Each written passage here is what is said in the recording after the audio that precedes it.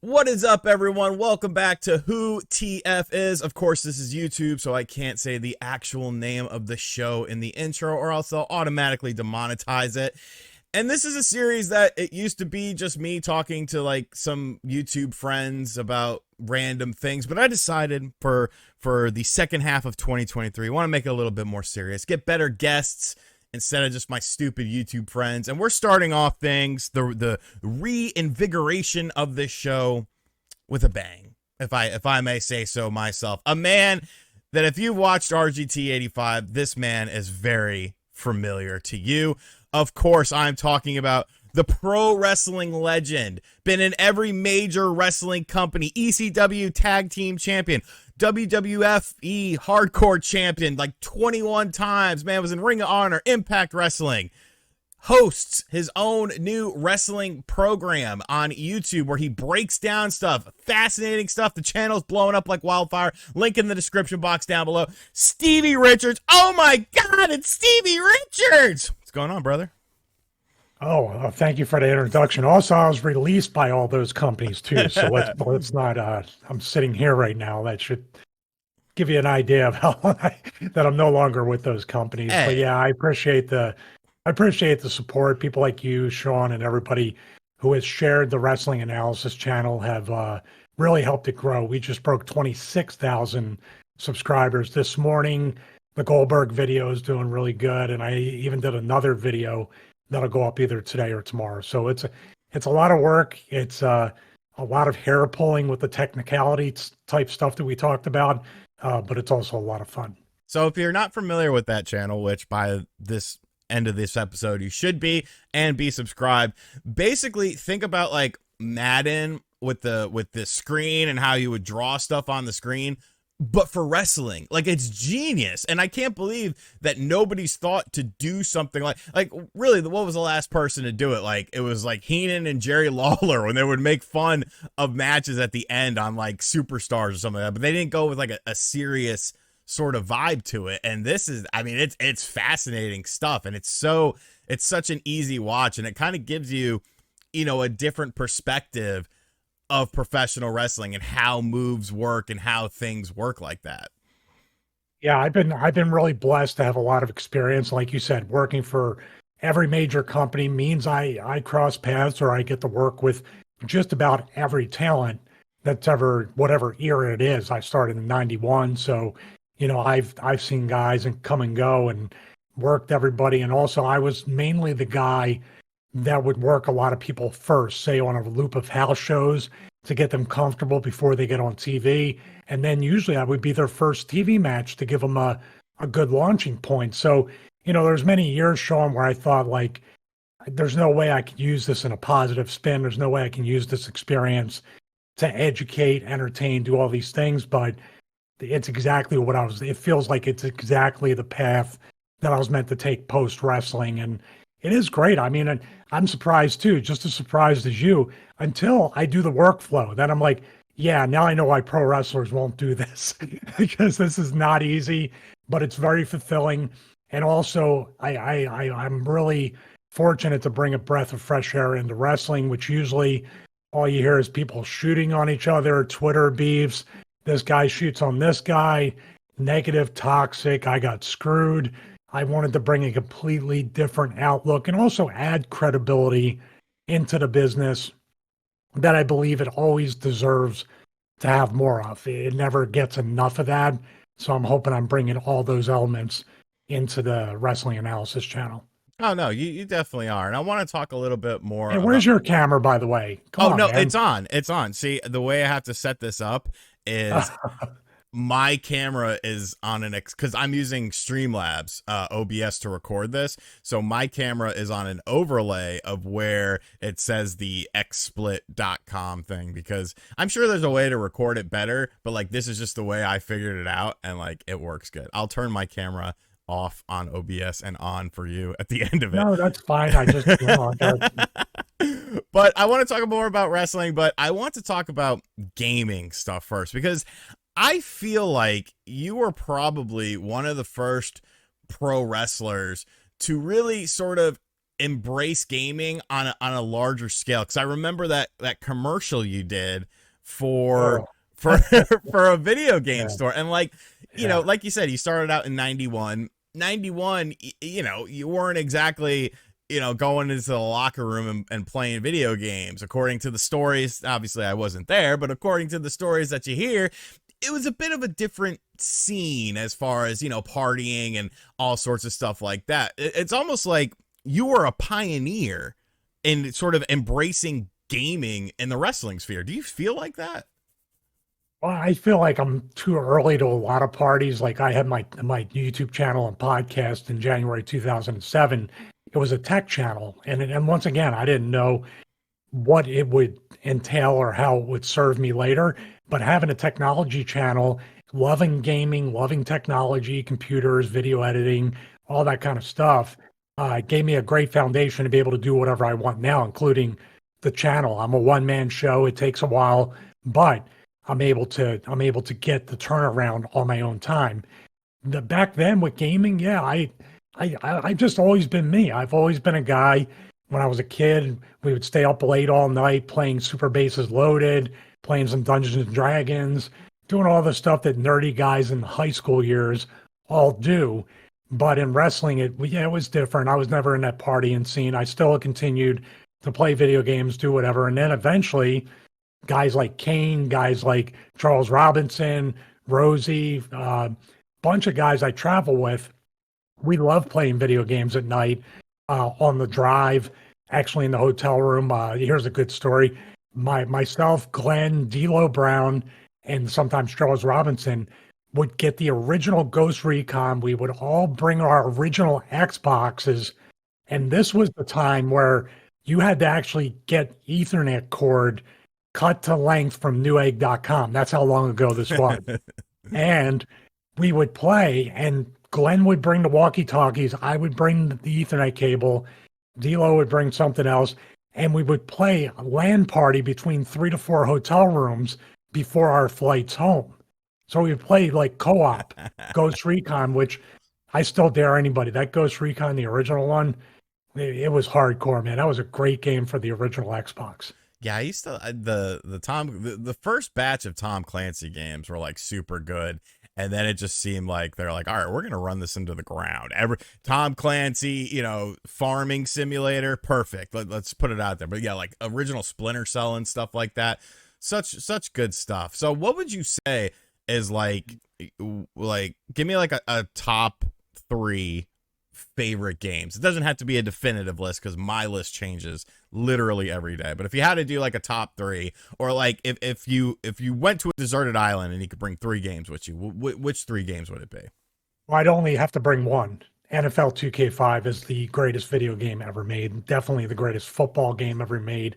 I just play Madden 23 just because once in a while I'll just put it on and I'll play with my buddy online. It's straight up garbage. I mean, a game that was made in 2004 still has 10 times the features of Madden 23 when Madden has the license for everything, including the ESPN halftime show and everything. They have those assets shown and refuse to use them. Probably the next one, it used to be, the second one would be GoldenEye, but I played the upscaled version on Xbox Series X. Doesn't feel the same. I don't know why. That's one game. I would probably say sports games are probably my number one thing, but could I bring a Nintendo Switch? Yeah, that's fine. All right, so number one would be NFL 2K5. Number two would be Wii Sports. Because if I was all, hopefully would have my wife with me, we'd both be on the island together to play games, but it would probably be Wii Sports. And man, number three, you know what? If I had to go with a wrestling game, I would probably say Giant Graham 2000 on the Dreamcast. That's a super fun game that a lot of people don't know, because that never got a stateside release, if I remember correctly. I paid $120 back in the day for the import. Yeah, I know that. Import only. I've actually, because like on all these emulation devices, because since I sold most of my collection, I've just been doing a lot of emulation and stuff. That's a game that definitely I've been playing a lot, and like the predecessor to that, there was a game on the Sega Saturn. I I forget. It's like All Japan Pro Wrestling featuring Virtua, and it has like two guys from Virtua Fighter, Wolf and Jeffrey, in it. And like for that game, like they had someone do a gimmick of like Wolf and Jeffrey, like in like 95 or 96 when this game came out on the Saturn in All Japan, and it was just like so completely random. So of course, wrestling games, you're notorious for the WWF No Mercy game, where if I'm correct on this, it was supposed to be Big Show in the story mode, but something didn't get finalized, so you became like the god of the story mode for the WWF title match. Do you have any recollection of that? I don't. All I have a recollection of is that I gravitated to the action figure people and the video game people, and that's probably why I'm not a politicker, but I probably somehow politic my way into these spots. But I think they saw that I had a true like love and passion for the platform, where a lot of wrestlers even back then, or should I say especially back then, they were too cool for it. It was stupid. But I'm telling you what, they came around real quick when the royalty checks came in. They were like, "Oh, these are great. I love video games." So, but that's the only explanation. And I think one day I'm actually going to sit down with Big Show and we're going to hash this out, because he's still angry at me for some reason about that. I mean, you were like you were like the final boss of the game, and people, it was like, huh. Like, granted, the right to censor, it was in the right to censor era, and your character was like super over, but it was just so rare. It's like, well, okay, we'll give him a shot, for the strap in real life. Like, what are you doing here? So Well, wrestling. there was some talk of that for a quick minute. Interesting. Just for a quick minute. That didn't involve me. So have you been following any of the upcoming wrestling games? Because we've definitely seen a bit of a resurgence, and even like different styles of wrestling games. Of course, we had Retromania, which you were a big part of, that we talked about on my channel before. And then, WrestleQuest is coming out, which is like an RPG style game, kind of completely different. But it seems like we've been seeing, quite a bit of independent style wrestling games, and even like independent style figures, but that's a topic for another discussion. But have you been following any of these games, and can we expect to see you in some of these games? I'm very loyal to Retromania and Retrosoft Studios. Mike Herman and myself are really good friends, both Philly guys, but connected through Retromania Wrestling. There may be plans in the future, who knows. We're always talking about what's next as far as a new version of that or a different type of wrestling game. I don't keep too much up. The only thing it's a guilty pleasure. I like seeing the glitch videos on YouTube after these games are released. Like WWE 2K is famous for it, but AEW Fight Forever relives that scene from the X-Men where the girl comes up through the thing and Juggernaut stays in the floor. That's kind of what I see when I see it. Why do they sink into the mat every time they try to do a move? I don't. We played that game. Myself and Wood from Beat 'em Ups played with Ethan Page and Evil Uno, and we played for like an hour for a video on Wood's channel, and like we had like so many there was like a weird glitch where like Sting was stuck, because I was playing as Sting, of course, and he was like stuck in a weird pose like this, and it was like he was trying to kiss everyone because people would get sucked into him, and it was like they would just be like face to face and be like, "No, Sting, what are you doing? Don't kiss everyone." It was funny. That's a fun game, but like there's a game, we were talking about it before we went on the air, that I'm definitely looking forward to, and I think you need to check out. It's called Ultra Pro Wrestling. They're supposedly trying to mimic the Aki engine. They've got some interesting signings. I think the Blue Meanie is one of the signings. I'm pretty sure he is. But they've got like Chris Candido. They announced Demolition. They announced Arn Anderson. Like it looks pretty cool. Now, one thing I am worried about is the original art style. Like when the first trailer came out, everyone was like, this isn't a new game. This is like a No Mercy hack. And I was like, well, no, it's not. It's just heavily inspired by it. But they said they're doing a new art style, and that kind of worries me a little bit, because just do the N64 art style. It works. But that's a cool game that I think, has potential. Virtual Basement. I like this. I like this resurgence, and I like, the fact that there's sort of a lot of talent out there as far as like names and likenesses are concerned that seem like it's getting a little bit easier to have them in your project, which is a very cool thing. Cause I'm sure, you were a part of Retromania Wrestling, getting some of those licenses for characters, like it's not an easy thing. Well, it all depends on who you are and how what your relationship is with the company that had somewhat of a trademark. Like I own Stevie Richards. The BWO is a parody, so that's always been a gray area. I think Meanie owns the copyright to the BWO to some extent. But what you were saying about, or can we see you in this game or that game or all these other, I'm real careful about that, especially when people want to use the BWO gimmick or have all three of us in the game as the BWO. Retromania was the first time that happened, and now we're going to have action figures coming out soon. It's been delayed. Action figures are tougher than video games for production, molds, factory stuff. Video games, though, yeah, I think the reason why you're seeing so many more independent things is the same reason why you're seeing more independent media, more independent content creators outside of the mainstream or legacy media. I think AAA video game titles too are completely stale. We're talking about Madden just a few minutes ago. Yep. When's the last? All Madden's doing is in say 24 is putting things they already had in Madden 05 or 08 back in the game. Right. And it's still 50, 60, 70% stripped down from what it was. So I think that the legacy video games also are in a lot of trouble because these new games are hungry. So WWE and AEW need to step up their game, and all different video games also need, because 60, 70 bucks a pop, people can't afford that at this point. You know what I mean? They have to be real careful about where they spend their money.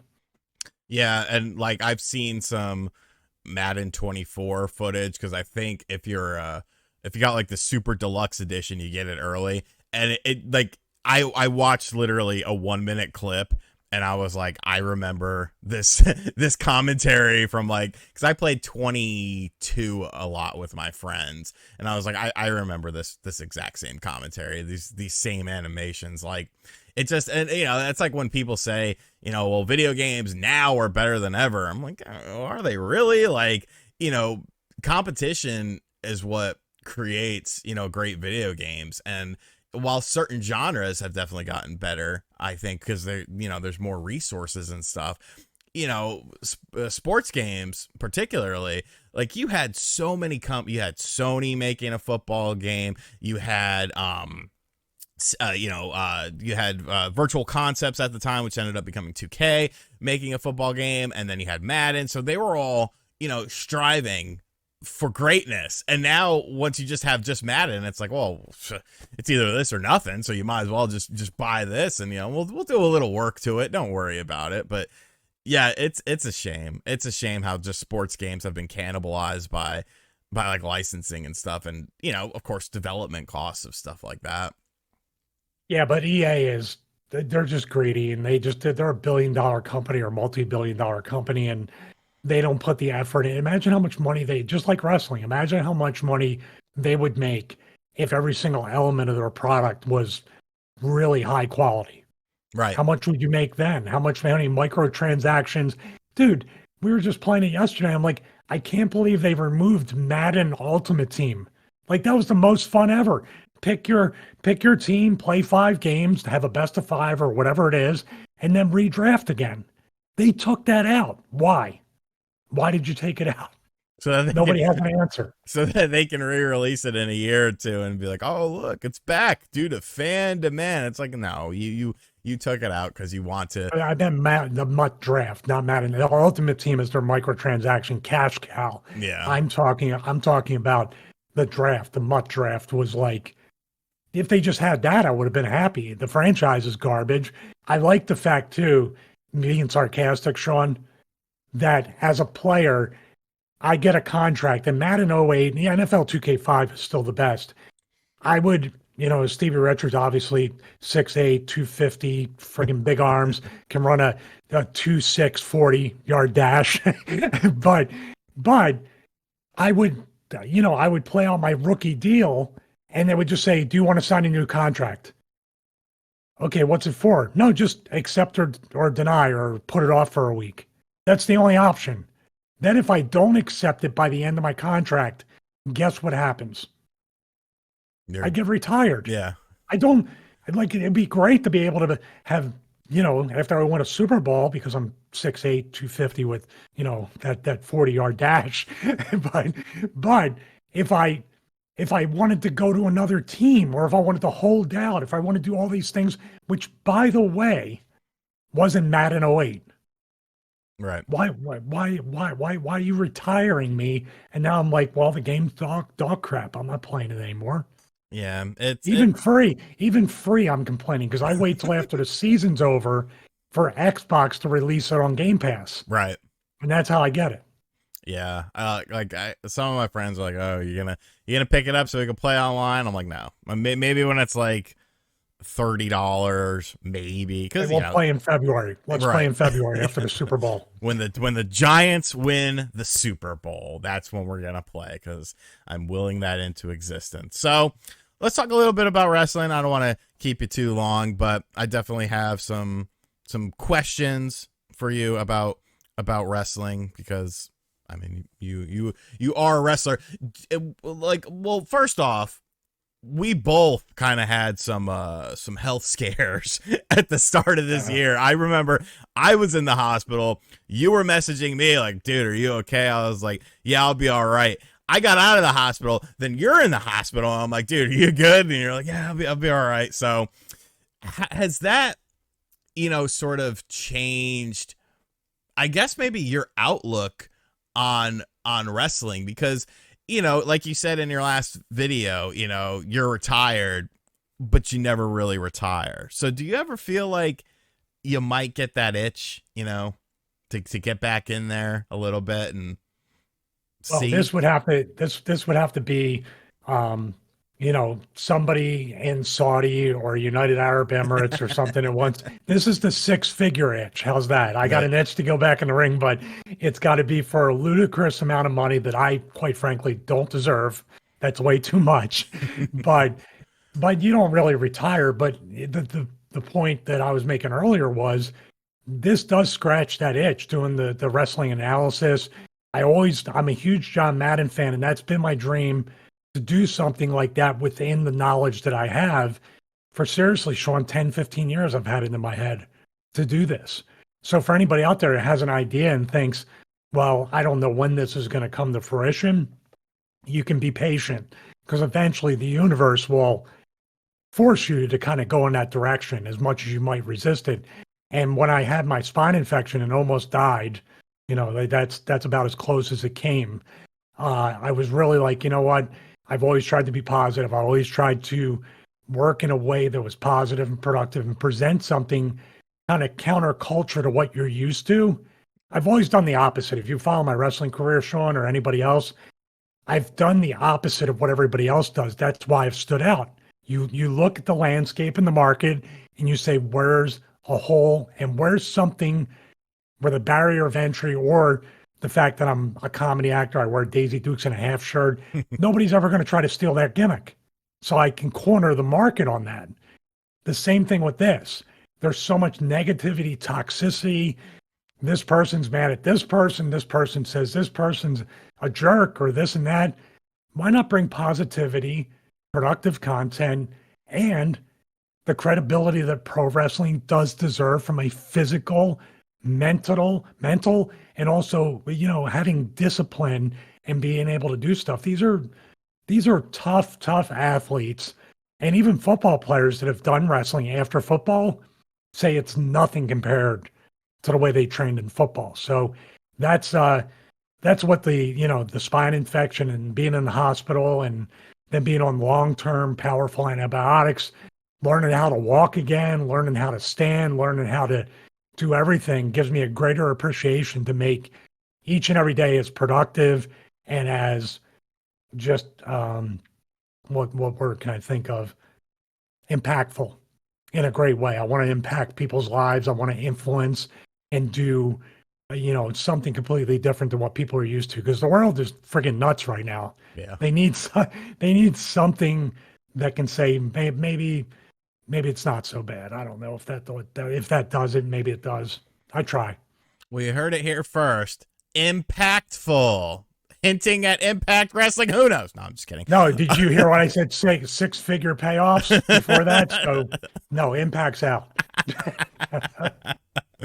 maybe if maybe if you were a large skulleted man, you would have gotten that for one show and kind of hurt the company. And I'm a Hogan mark, but that was horrible. Anyways, do you have like a favorite match or like something a match that you feel like stands out above the rest of your matches as far as like, this was either it could have been before, it could have been because of like the notoriety it gave you or just the personal satisfaction of that match?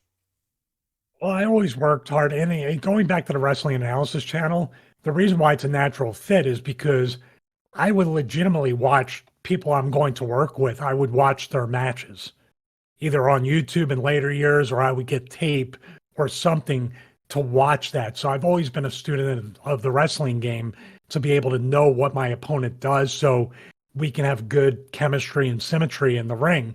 So I'm always personally satisfied with mostly every match. So, you get your disappointing ones, but each and every one has a special place because of the time, the storyline, the angle, a moment that happened in the match. I mean, for instance, people might not think that like some indie match would mean something to me, but I had an angle with Luke Hawk's son in Wildcat Sports, PJ Hawks, and I just kept trying to get him to earn his respect or earn his place and doing all that stuff. And then we had a hardcore match in November 2019, which is probably my last official full match.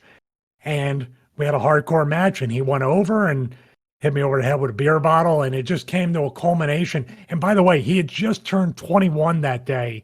So in my mind is like, you got to break a beer bottle over my head because wrestlers are idiots.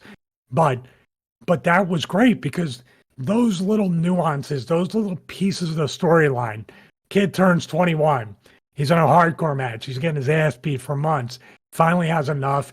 Ends up on his 21st birthday, picking up his first beer and hitting somebody in the head with it. The incredible nuance and detail, psychology-wise, of that gives me a lot of satisfaction. Yeah, I would imagine so. Like a lot of people who don't watch wrestling, they're like, oh, I don't get it. I don't get, the stories and the emotional attachments. Like when I think back to my childhood, like some of my most vivid memories are like the snake biting Macho Man when he's tied up in the ropes, or I remember the whole Jake Roberts and Ultimate Warrior thing where it was like, the trust me thing. I remember watching that. My mom came in the room and was like, what the hell is this? And she like turned it off and I was like, no, I need to watch what's going to happen. Like I didn't finish watching that until I was an adult because I don't know. She just thought it was too weird. But yeah, like the nuances and the stories of the matches. I love all the crazy stuff, the athletic stuff that everyone's doing nowadays. As far as like, to tell their own sort of story. But I still feel like, you put on Hogan versus Warrior at WrestleMania 6, I'm glued. It's like they're just, rest holds and the infamous kind of weird one where like it looks like Warrior's blowing Hogan or something, like doing the test of strength. Yeah, like, but I'm just like, oh man, what's gonna happen next? And then you get that little spark. You get that little spark where they like a double clothesline, double down, and you're sucked back in. But yeah, like the nuances in the storytelling are just amazing.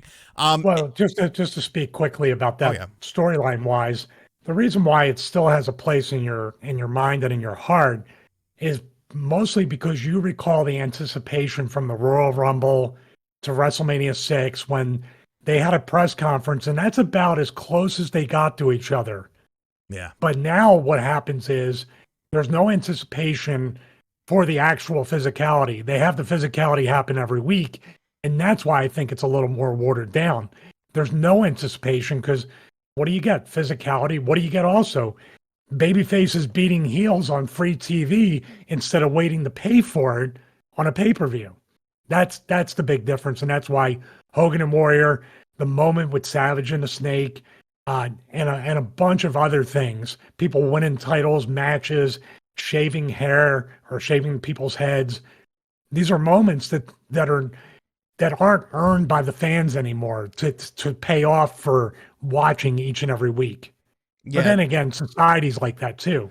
Instant on demand. I want it right now. yeah, the attention spans seem a lot lower. I mean, even to ECW, when Sabu and Taz, like that was freaking great stuff. It was like, you know, you got to face off, but they're not going to touch each other until they actually come together. And it was just like, wow, this is awesome, you know. Yeah. Um, I wish they would they'd make these guys they're a lot healthier. You know, they're taking way too many bumps. The physicality is amazing, but you pay the price. yeah, you definitely do. I guess my last question would be: is there one wrestler that you never got to work with that you always wanted to work with? And if so, who? And if not, I guess, you know, it's kind of a flat way to end the show. So please come up with someone.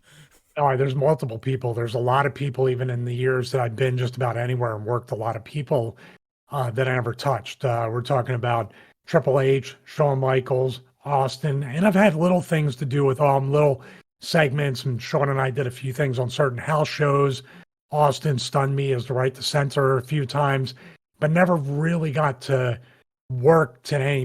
You worked a little bit with The Rock too, right to center wise, but actually having a one-on-one match with these guys or some kind of storyline would have been great. I mean, there's a ton of other people too that I never got to do anything with throughout my career. So that's kind of strange that our paths crossed. We worked in the same company for years and just nothing ever happened.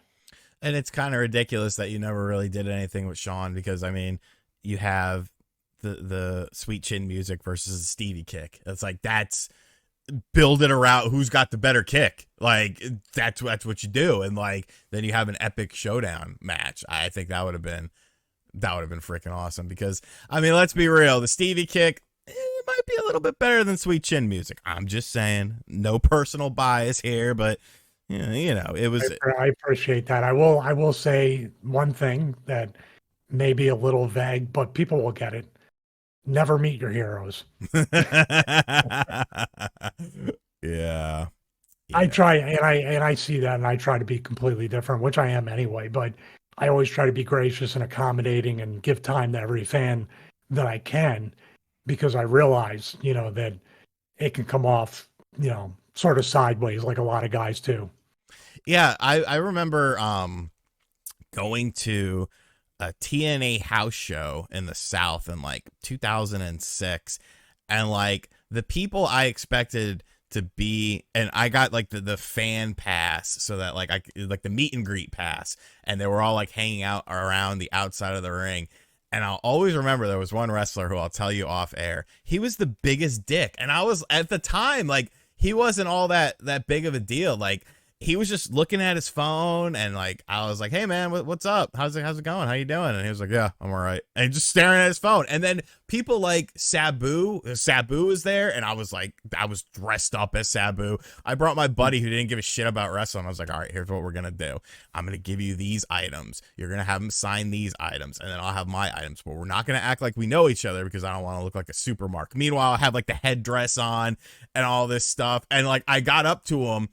And like, I'm talking to him, and he's like, "Your arm's in my face." I was like, "What?" Because we're taking the picture, and like my arm was like covering up his face while we're doing the point. And I was like, "Oh, I'm sorry." Funny story. He still remembers that. And like Scott Steiner was nice as hell. Like, I don't know what was up with that, but yeah, it's always intimidating to meet wrestlers, because they're, at the end of the day, you're people. But I guess it's kind of the same with YouTube. Like, people get kind of giddy if I'm at a convention and they meet me. I'm like, why?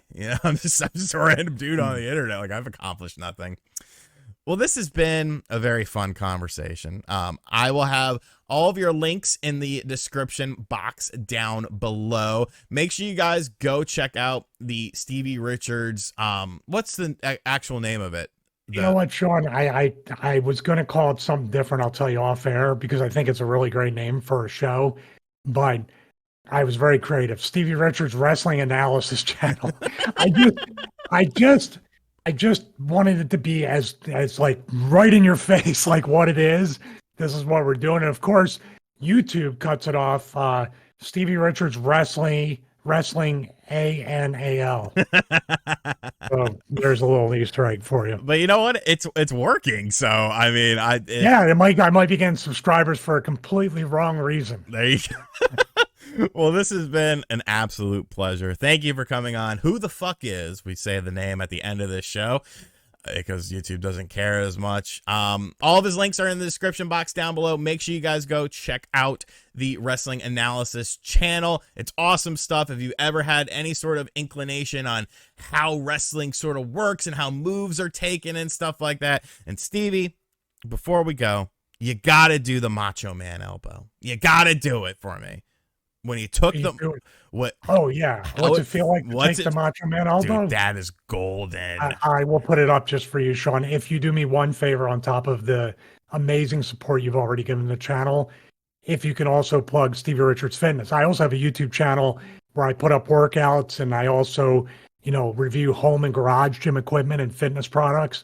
So that's up there. If you just go to Stevie Richards Fitness on YouTube, if you can help get those numbers up and support that content. Yeah, I got 2 full-time channels, but it's what I've always wanted to do, and I'm very blessed. Well, thank you for coming on. I will put the Stevie Richards Fitness in the description box down below. So you're welcome, viewers, because now you're going to get to hear. And I will do the Macho Man elbow one for you. I will dedicate it to you, and I will actually have you record the Stevie Richards opening for that video. Let's go. All right, guys. Thank you for watching this episode. Make sure you hit subscribe and like if you happen to be new here and you watched 36 minutes of this without thinking about doing any of that. I'll catch you guys on the next episode.